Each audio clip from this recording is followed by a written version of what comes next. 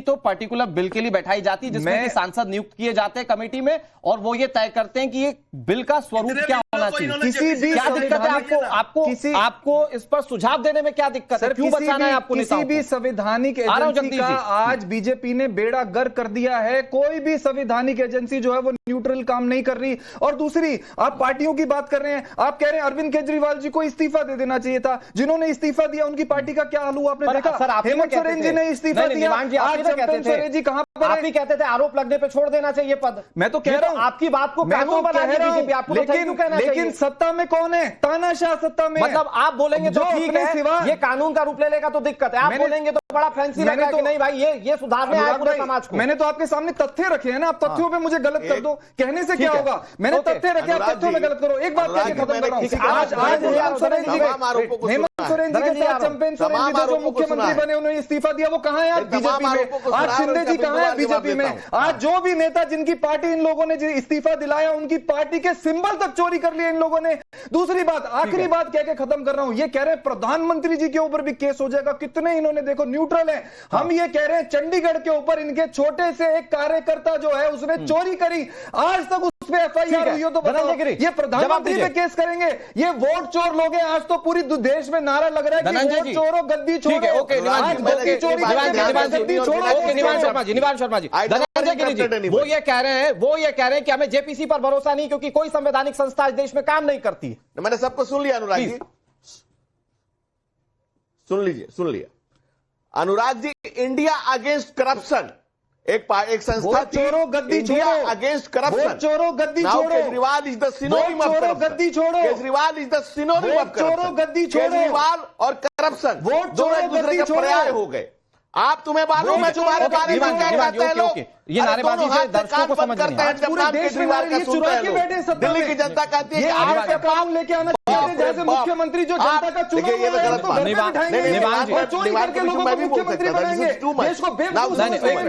बात एक minute Dhananjay Giri ji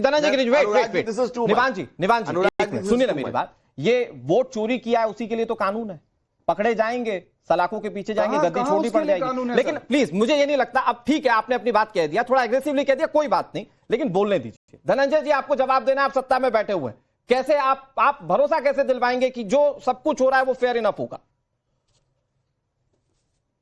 it's your time sir.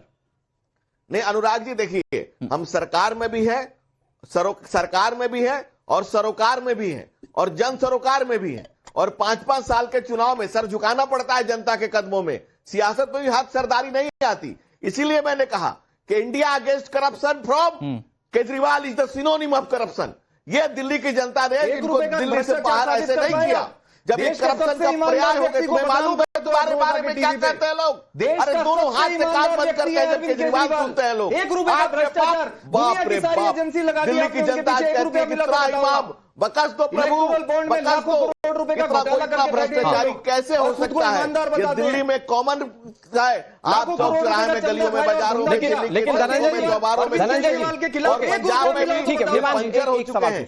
Dhananjay तो गलत बात है Anurag ji, this is too much. Now I will disturb your complete. Sir मैं माफी मांगता हूं, असल में स्टूडियो में इसलिए हम चाह की भी आवाज उनकी कम नहीं कर रहे। ये कैसे बोल देंगे अरविंद केजरीवाल जी को भ्रष्टाचारी? क्या सबूत है इनके पास? ठीक है, वो जवाब टीवी पे आके रोज झूठ बोल, जवाब ले लीजिए सर जवाब धनंजय जी, धनंजय जी एक मिनट एक सवाल पूछ लेने दीजिए मुझे। धनंजय जी दरअसल मैं सवाल इस जानिब समझना चाह रहा हूं आपसे कि सत्येंद्र जैन के केस में मान लीजिए कि अगर वो मंत्री है और अगर वो 30 दिन में सत्ता छोड़ देते या उनको पद छोड़ना पड़ता तो बाद में तो वो बरी हो गए। इस तरह के केसेस है और इसलिए विपक्ष डरा हुआ है। जवाब दीजिए, कोई नहीं बोलेगा आपके बीच में। हाँ नहीं, एक बात समझिए कि डरा हुआ क्यों है? भ्रष्टाचार किया है, जो किया है, जो बोएगा सो पाएगा, तेरा किया आगे आएगा। दूसरी बात आप उठा करके देखिए अरविंद केजरीवाल को, केजरीवाल करप्शन का पर्याय सिनोनिम्स केजरीवाल है। फिर दिल्ली की जनता की अदालत में डिसीजन हुआ, साबित नहीं हो रहा, जनता की अदालत ने कहा, बोल रहे हैं सुनने के बाद ये कहा बहस में जवाब नहीं मिलेगा ना सर। धनंजय जी हाँ अरे केजरीवाल से बड़ा झूठा मुझे देश में खोज के दिखा दो। अरविंद केजरीवाल से बड़ा झूठा राजनीतिक इतिहास में, और अरविंद केजरीवाल से ज्यादा लिखित माफीनामा मांगने वाला मुझे व्यक्ति खोज के दिखा दो, मैं जो कहूँगा मान लूंगा। अरविंद केजरीवाल से बड़ा करप्ट और अरविंद केजरीवाल से बड़ा लिखित माफीनामा मांगने वाला अरविंद केजरीवाल का वर्ल्ड रिकॉर्ड है। सिर्फ भारत नहीं, दुनिया के राजनीतिक इतिहास में सबसे ज्यादा माफीनामा लिखने वाला का नाम है अरविंद केजरीवाल। भ्रष्टाचार का पर्याय अरविंद केजरीवाल, भ्रष्टाचार का पर्याय अरविंद केजरीवाल। जगदीश शर्मा जी जल्दी से, की जनता ने धकिया भगा दिया। सरकार वोट चोरो गद्दी छोड़ो। अनुराग जी आप मुझे सबसे अच्छे पत्रकार लगे। आप चोर से भी पूछते हो, चोरी की जनता ने पहले भगा दिया कि भाग केजरीवाल भाग। अच्छे पत्रकार है।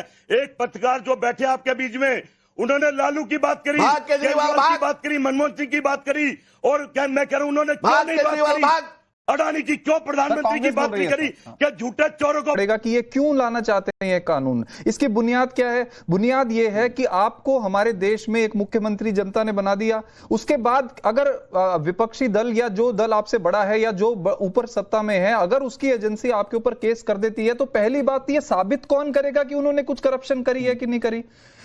इस कानून के हिसाब से तो एजेंसी ने अगर आपके ऊपर आरोप लगा दिए तो मतलब साबित हो गया कि आप करप्ट हो। कोर्ट के ऊपर जाने की जरूरत नहीं है, क्योंकि सजा तो आपने उनको 31वें दिन दे दी। अब मुझे एक मिनट, मैंने सबको सुना। हाँ, आप कोर्ट जाने की, कोर्ट की जो निर्णय है वो तो बाद में आएगा। 31वें दिन उनको सजा मिल गई कि वो मुख्यमंत्री पद से हट गए, तो इसके ऊपर आपने 2 अटैक किए। पहली बात तो जो आपका नेचुरल राइट ऑफ जस्टिस है वो आपने खत्म कर दिया। दूसरा, जो जनता ने आपको वोट देके मुख्यमंत्री बनाया आपने वो भी खत्म कर दिया। तो बीजेपी की मंशा यह है, अगर इनकी मंशा भ्रष्टाचार को खत्म करने की होती तो इलेक्टोरल बॉन्ड में लाखों करोड़ रुपए का घोटाला पकड़ा गया, क्यों नहीं किसी के ऊपर एक भी एफआईआर अगर इलेक्टोरल बॉन्ड में हुई है तो आप मुझे बता दीजिए।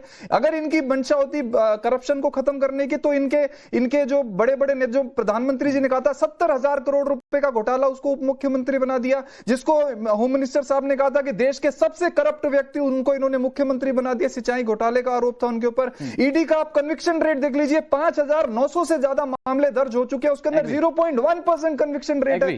तो कौन डिसाइड करेगा हमारे देश में कि ईडी जिसके ऊपर केस कर रही है वो सही है कि नहीं? एक छोटी सी बात कह के मैं खत्म कर रहा हूं, सिर्फ 10 सेकंड। आप ये बता दीजिए, 5 साल पहले भाजपा ने प्रेस कॉन्फ्रेंस करके पूरे देश को झूठ बोला था कि दिल्ली के अंदर शराब घोटाला हुआ, अरविंद केजरीवाल जी ने भ्रष्टाचार किया। आज 5 साल में 1 रुपया भी मिला हो तो आप मेरे को बताओ। इनके हिसाब से 30 दिन में इस्तीफा देकर अरविंद केजरीवाल जी को हटा देना चाहिए था, पार्टी को तोड़ देना चाहिए था, दिल्ली की सरकार को खत्म कर देना चाहिए था। और लास्ट बात, जो हमारे सत्येंद्र जैन जी हैं, 2 साल तक उनको जेल में रखा। अब ईडी ने कह दिया हमें कुछ नहीं मिला, कोई कार्रवाई नहीं होगी, केस बंद कर दो। उस केस में क्या उस अफसर को जेल में डाला जाएगा? होम मिनिस्टर साहब को जेल में डाला जाएगा? प्रधानमंत्री जी को जेल में डाला जाएगा नहीं डाला जाएगा? बताओ। मैं आनंद सर के पास चला रहा हूं, आपसे वैसे काउंटर क्वेश्चंस मुझे करना थे, लेकिन मैं आनंद सर के पास बैक टू चला जा रहा हूं। आनंद सर, मुझे याद नहीं आ रहा है वो अन्ना आंदोलन, मुझे याद नहीं आ रहा है, मुझे वो पार्टी याद नहीं आ रही है। वो कौन सी पार्टी है जो कहती थी कि आरोप लगे तो पद से इस्तीफा दे दो? आज निवान जी इतनी बड़ी बड़ी बातें कह रहे हैं, आपको याद है सर? आपने तो बहुत गहनता से कवर किया होगा उस वक्त वो पूरा आंदोलन। सर अगर मेरी बात में अगर 0.1% भी झूठ है तो आप मेरे को बोल दीजिए। अब वो वरिष्ठ पत्रकार है ना, थोड़ा वो बता दें। हाँ अनुराग जी, उस समय एक पार्टी नहीं थी, वो इंडिया अगेंस्ट करप्शन एक एनजीओ था। जब अन्ना का आंदोलन चल रहा था, पार्टी तो बाद में पैदा हुई। और खैर उस पार्टी के बारे में कुछ नहीं कहना मुझे, क्योंकि उस पार्टी के बारे में जनता की अदालत में फैसला हो गया।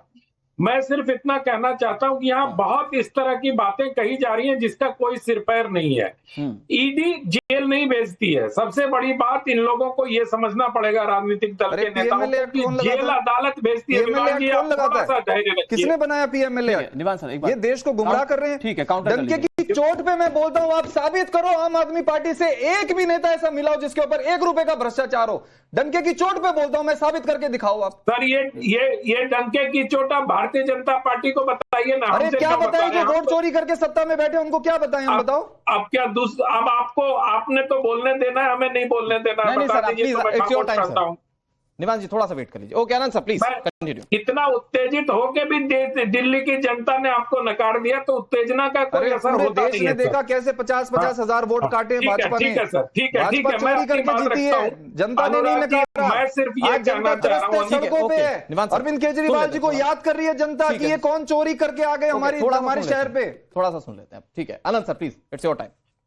मैं सिर्फ ये कह रहा हूं अनुराग जी कि देश की जनता को ये जानना चाहिए कि नेताओं को ये प्रिविलेज क्यों मिलना चाहिए, उनको 30 दिन जेल में क्यों छूट मिलनी चाहिए। अगर आप लोक सेवक हो और अगर कोई भी सरकारी कर्मचारी पकड़ा जाता है 48 घंटे जेल के अंदर रहता है, वह स्वतः सस्पेंड हो जाता है। इन नेताओं को 30 दिन की छूट क्यों? मैं तो कहता हूं इनको 24 घंटे के अंदर अगर इनकी गिरफ्तारी होती है तो इनको पद छोड़ देना चाहिए। इनके क्या सुरखाव के पर लगे हुए हैं नेताओं को? इनके क्या तमगा मिला हुआ है कोई देशभक्ति का कि अगर ये जेल जाते हैं, जो कि लोक सेवक को, जनता को, आईएएस ऑफिसर, आईएफएस ऑफिसर को नहीं मिला हुआ है?